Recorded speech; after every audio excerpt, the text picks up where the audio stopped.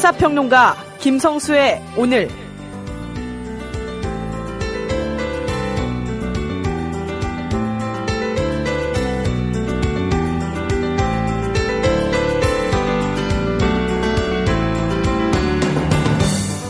꽃샘 추위를 보며 이종욱 시인은 죽어서도 물음을 묻는 무덤이 아직 많기에 이렇게 춥다고 노래했습니다. 3월 11일에 인사드립니다. 김성수입니다.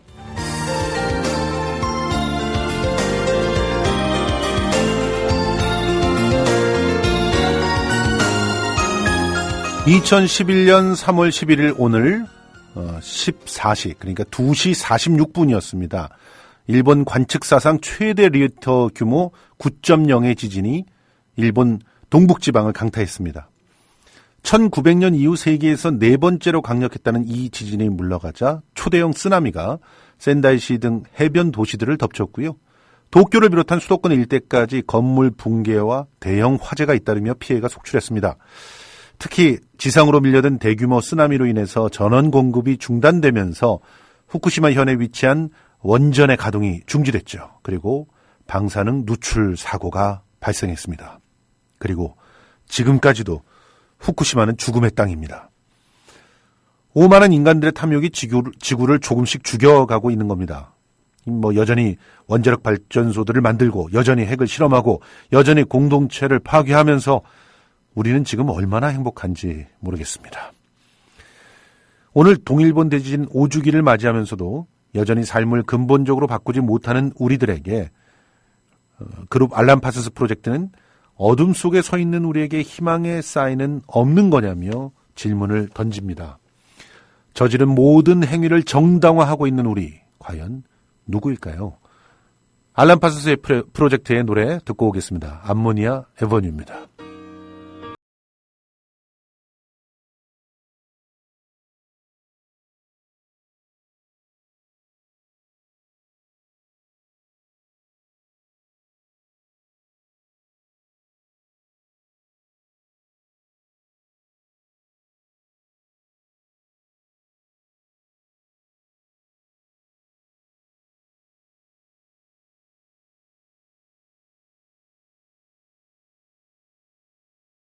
대한민국 투어. 국민TV 남덕수 조합원님께서 운영하시는 이 대한민국 투어. 이분이 그 20년 경력의 베테랑입니다. 이분의 어떤 경험을 여러분께서는 그냥 버스에 앉아가지고 다 빼먹는 거예요. 20년 동안 쌓아둔 그 빅데이터. 그렇죠. 버스가 이제 28인승 최고급 리무진 버스도 있고 45인승 좀 더 많은 분들이 타실 수 있는 이런 버스도 있으니까 고급진 여행도 바로 남덕수 조합원님과 함께라면 가능하다. 문의 전화는요 1599-2686번입니다. 1599-2686. 버스 여행하면 2686이 딱 생각이 나네요 벌써. 1599-2686번 아니면 네이버나 다음 같은 그 검색창에서 대한민국 투어 이렇게 검색하셔도 되고요. 그리고 웹사이트 대한민국 투어 한글로 쓰시면 됩니다. 대한민국 투어.kr 이렇게 검색하셔도 언제든 들어가실 수 있으니까 우리나라 국내 여행들도 많이 애용하시기 바라겠습니다. 대한민국 투어였습니다. 3월 11일 김성수의 오늘 본격적으로 시작해보도록 하겠습니다. 오늘 진짜 인터뷰 시간에 아주 귀중한 만남이 있습니다. 김보미 서울대 총학생회장하고요. 과연 대학생 청년 공동행동 네트워크는 이번 선거 때 어떻게 움직일 것인지 한번 그 계획들 인터뷰를 통해서 알아보도록 하겠습니다. 자, 그럼 뉴스 브리핑 한번 시작해볼까요? 오늘도 김일아 아나운서 나와주셨습니다. 네, 안녕하십니까? 예, 오늘 김일아 아나운서는 안경을 쓰셨는데 안경이 훨씬 더 잘 어울리고 굉장히 지적으로 보이십니다. 고맙습니다. 그러면 첫 번째 뉴스부터 시작해 보겠습니다. 이 김한길 국민의당 지금 상임선대위장이죠? 네. 전격 사퇴를 발표했어요? 네, 그렇습니다. 김한길 위원장은 오늘 상임선대위원장의 직에서 물러납니다라는 제목의 공지 문자 메시지를 통해 사퇴 입장을 확인했습니다. 김 위원장은 어젯밤 저는 공동대표 두 분과 회동을 갖고 수도권에서의 야권연대가 반드시 필요하다는 점을 간곡하게 설명드렸다며 집권 세력의 개헌선 확보 등 압승을 막아내는 동시에 야권과 우리 당의 의석수를 최대한 늘리기 위함이었으나 안철수 공동대표의 강고한 반대를 넘지 못했다고 사퇴 배경을 밝혔습니다. 그는 야권의 통합과 연대 문제에 대해 저는 깊은 고민과 뜨거운 토론이 필요하다고 말하면서 양당 중심 정치를 극복해보려고 하다가 오히려 박근혜 새누리당의 일당 독주를 허용하는 결과가 있어서는 안 된다는 것이 고민의 핵심이라고 지금까지 자신의 입장을 설명했습니다. 하지만 안철수 상임공동대표는 야권 통합 논의가 후보 연대와 불가하다는 입장을 거듭 천명했습니다. 안 대표는 오늘 마포 당사에서 열린 당 최고위원회의에서 우리 국민의당이 선거 결과를 예측하기 힘든 태풍의 눈으로 작용할 것이다. 이번 선거는 유례 없이 깜깜이 선거가 되고 있다며 우리가 적당히 낡은 정치, 옛날 방식에 타협할 수 없다고 밝혔습니다. 이는 김 위원장과 천 대표의 여당 과반수 의석수 저지를 명분으로 한 야권 통합 논의 주장을 절대 수용할 수 없다는 기존 입장을 되풀이한 것입니다. 양당 체제 붕괴와 새로운 정치 실현, 합리적 개혁 및 따뜻한 보수 등을 기치로 내건 국민의당이 출범 한 달 만에 붕괴 위기라는 사상 초유의 사태를 맞이하게 됐습니다. 과거 총선 직전 야권 분열 양상 및 통합 과정에서 일부 정당들의 이합집산 사례가 일부 있었지만 이번처럼 3당 출범 후 한 달 만에 사실상 야권 분열 위기를 초래하는 경우는 극히 이례적인 일로 자칫 개파 간 공천 내홍으로 심각한 갈등을 빚고 있는 새누리당을 오히려 도와주는 꼴이 될 수 있다는 우려마저 나오고 있습니다. 예. 지금 각자 다들 자기 입장들은 있는 것 같고요. 그리고 그 입장들이 각자의 입장에서는 새누리당의 일당 독주를 허용하지 않는 그런 선택이다 주장을 하고 있는데 너무나 서로가 다릅니다. 서로가 평행선을 긋고 있는데요.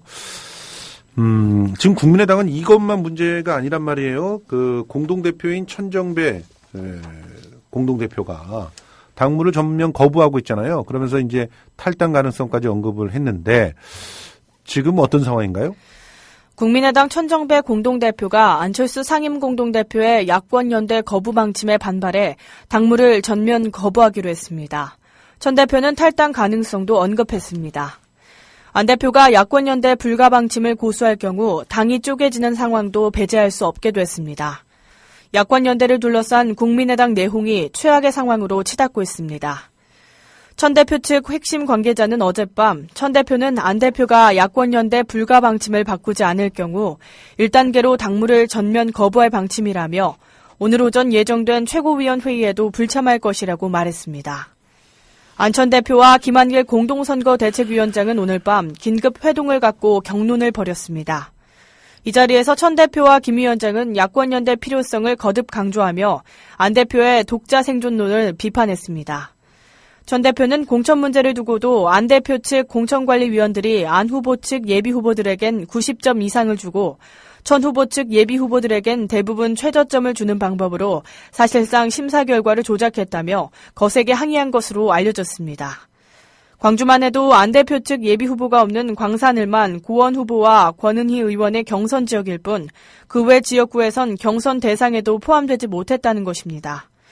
천 대표 측 관계자는 천 대표가 매우 격앙돼 있는 상태라며 최악의 경우 당이 깨질 가능성도 배제할 수 없다고 말했습니다. 예.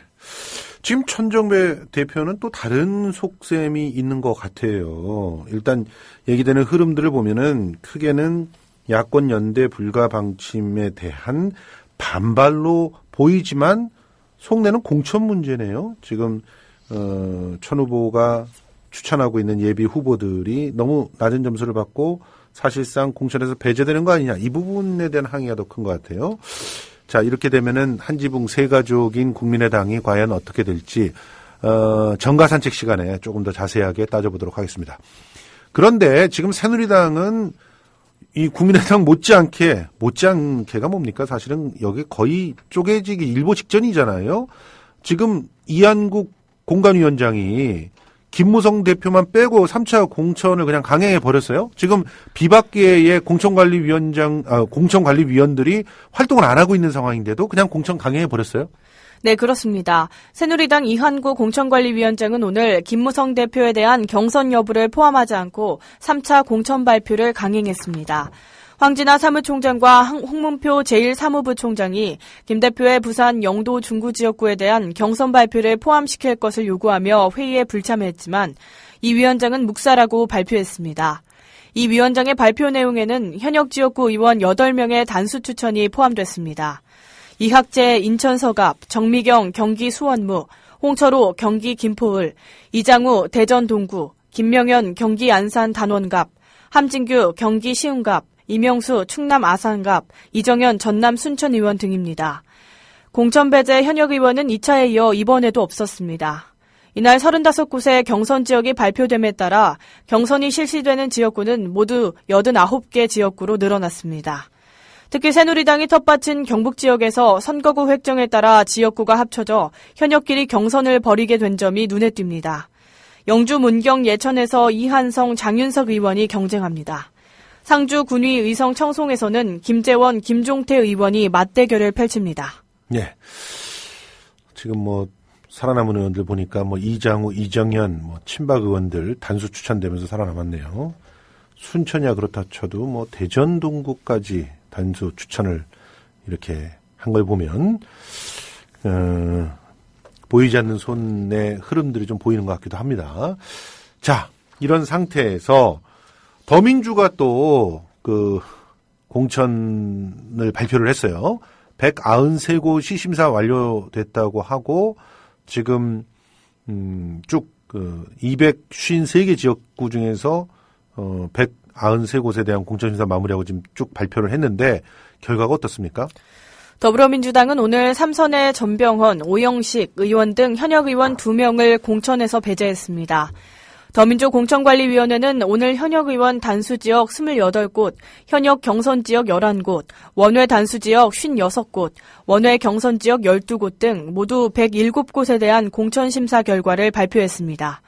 이로써 공관위는 전체 253개 지역구 중 76.3%인 193곳에 대한 공천심사를 마무리했습니다. 지금까지 교체 확정 의원은 현역평가 20% 컷오프 탈락자 10명과 불출마자 5명, 지역구가 전략지역으로 결정돼 사실상 공천이 배제된 강기정 의원까지 총 23명으로 늘어났습니다. 20% 컷오프 탈락자 발표일인 지난달 24일 기준으로 21.3%의 물갈이가 이루어진 것입니다. 또한 국민의당 안철수 상임공동대표를 필두로 한 분당 사퇴 전 의석수 127석을 기준으로 하면 모두 43명이 더민주를 떠나거나 공천에서 탈락해 33.9%의 현역 교체가 이루어졌습니다. 예. 아직까지 또 남아있는 곳에서도 또 이루어질 수 있기 때문에 당초 얘기했던 20% 이상은 된 것 같은데 과연 이걸 통해서 정말 조화롭고 또 합리적인 그런 선택이 이루어졌는지는 평가를 또 정가산책 시간에 다시 해보도록 하겠습니다.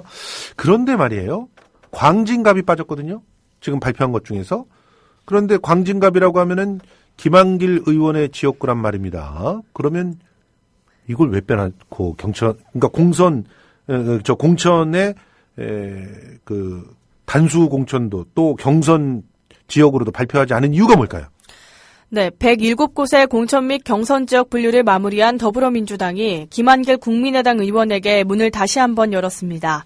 더민주의 김성수 대변인은 오늘 공천 정밀 심사 결과 발표 직후 기자들과 만나 서울 광진갑의 발표를 미루는 이유는 현역인 김한길 의원 때문인가라는 질문에 대해 관계가 있다. 앞으로 연대나 통합을 염두에 두고 보류했다고 답했습니다.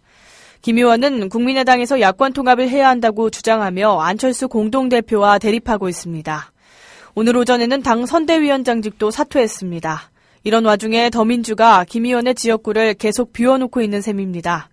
더민주 관계자는 당 분위기는 김한길 의원이 몸만 왔으면 좋겠다는 것이라며 이미 공천 마무리 시점인데 당대당으로 합치면 과정이 복잡해질 수밖에 없다고 귀띔했습니다. 그러니까 김한길 의원 한 사람만 고개 숙이고 들어와라 이런 얘기이네요. 어저께 썰전을 보니까 진짜 뭐 심지어 기어 들어와라라는 식으로까지 표현을 하던데 유시민 전 의원이 과연 김한길 전 대표의 선택은 어떤 것일지 보겠습니다. 그런데 지금 굉장히 여유로운 행보를 보이고 계시는 분이 있죠. 문재인 전 대표입니다. 강릉에서 1박 2일 정치 행보를 보이고 있는데 비밀리에 사람들을 만났다고요? 네, 그렇습니다. 문재인 더불어민주당 전 대표가 오늘 강원 강릉에서 비밀리에 만난 강릉 지역 인사 5인에 대한 관심이 높아질 것으로 전망됩니다.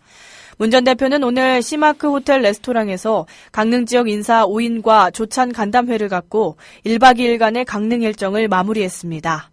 언론사의 취재 결과 문 전 대표가 오늘 비밀리에 만난 지역 인사들은 고광록 김윤경 변호사, 장신중 전 강릉경찰서장, 송승철 강원도립대학 총장, 태고종 로규사 주지성인 스님 등 5명으로 확인됐습니다. 문 전 대표는 오늘 오전 7시 40분부터 8시 40분까지 1시간여 동안 고 변호사 등과 아침을 먹으며 4.13 총선 등 정치 현안에 대해 대화를 나눴습니다. 이날 만남은 문 전 대표 측과 더민주 강릉시 지역위원회가 기획한 것으로 알려졌습니다. 이는 더민주의 열세 지역인 강릉에서 새누리당 후보를 이길 수 있는 인물을 길러내기 위한 포석으로 풀이됩니다. 문 전 대표 측 관계자는 대표 취임 후에 강원도 춘천과 원주 등 영서 지역은 방문한 적이 있었지만 영동 지역은 태백산맥이 높아 한 번도 온 적이 없고 공직선거운동이 시작되면 못 올 가능성이 있고 또한 영동 지역에서 우리 당이 고전을 면치 못하는 열세 지역이라는 점에서 대표직 사퇴 후 첫 번째 방문지로 강릉을 선택하게 됐다고 설명했습니다. 이어 오늘 만난 지역 인사들은 그분들께서 공개되는 것을 원하지 않아 비공개로 만남이 주선된 것이라고 했습니다. 앞뒤가 좀 안 맞지 않습니까? 일단은 이 강릉 지역을 방문한 이유가 공직 선거 운동이 시작되면 못 올 가능성이 있어서 강릉에 와서 새로운 후보를 길러내기 위해서 왔다라고 하면서 또 공개되는 걸 원치 않아서 비공개로 했다. 좀 시끌벅적하게 가서 이렇게 북콘서트 같은 것도 열어주고 이래야 되는 거 아닐까요? 어쨌든 문재인 전 대표의 그 어떤 선택지가 그렇게 많지는 않았을 것 같긴 합니다만 좀 궁금한 사항이긴 합니다. 서울시 교육청에서요, 어린이집 누리과정 예산을 집행하는 것 결정했네요. 네, 그렇습니다. 서울시 교육청이 서울시 의회가 편성한 4.8개월분의 어린이집 누리과정 예산을 집행하기로 했습니다. 서울도 3월로 다가왔던 어린이집 보육대란의 급한 불은 끄게 됐습니다.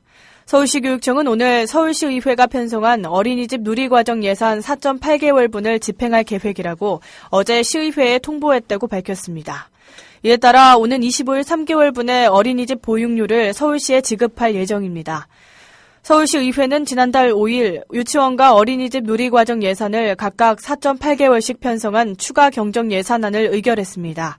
하지만 조희연 서울교육감은 부동의 입장을 밝히고 유치원 누리과정 예산만 집행했습니다. 어린이집에는 1인당 7만 원인 방과 후 과정비만 지급했습니다. 교육청은 현장의 혼란과 학부모들의 절박함을 고려하고 4.8개월 편성을 의결한 서울시 의회의 결정을 존중하는 차원에서 어린이집 누리과정 예산을 집행하기로 했다고 밝혔습니다. 그러면서도 누리과정 예산 확보 문제와 관련해 법령 정비 문제는 여전히 해결되지 않았다며 현행 무상보육이 후퇴하지 않도록 중앙정부가 근본 대책 마련에 나설 것을 당부했습니다. 예.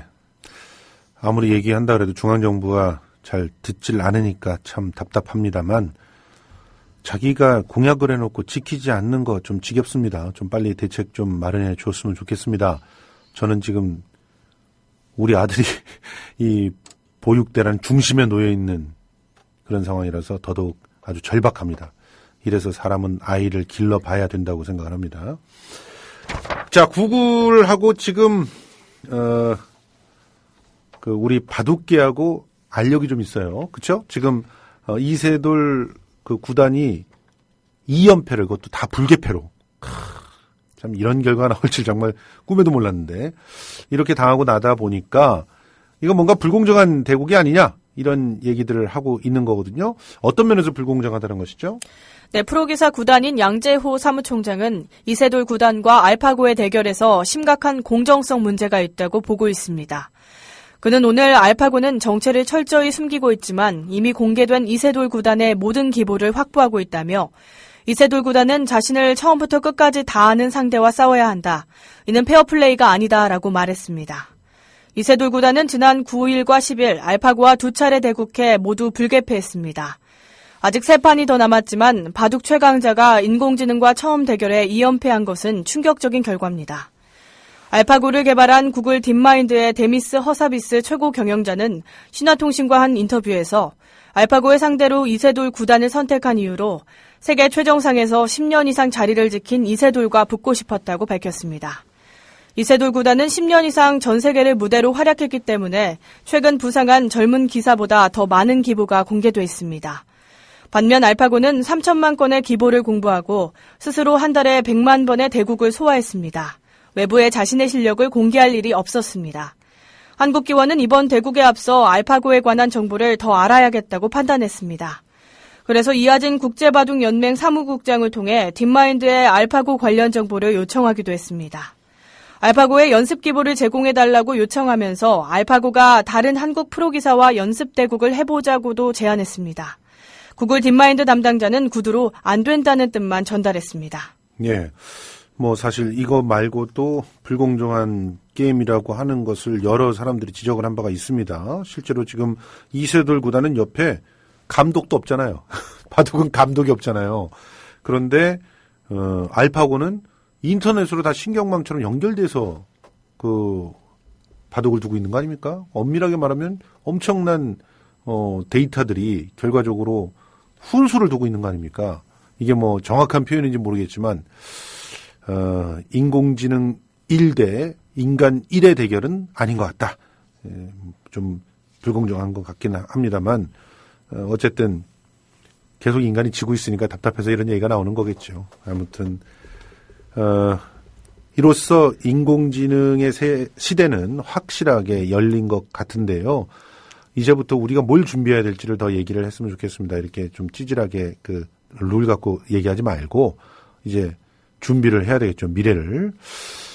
이렇게 인공지능이 막 그 발전하게 되면은 사실은 아나운서 자리도 뺏어간다는 그런 얘기가 있던데 김이나 아나운서 어떻게 생각하세요?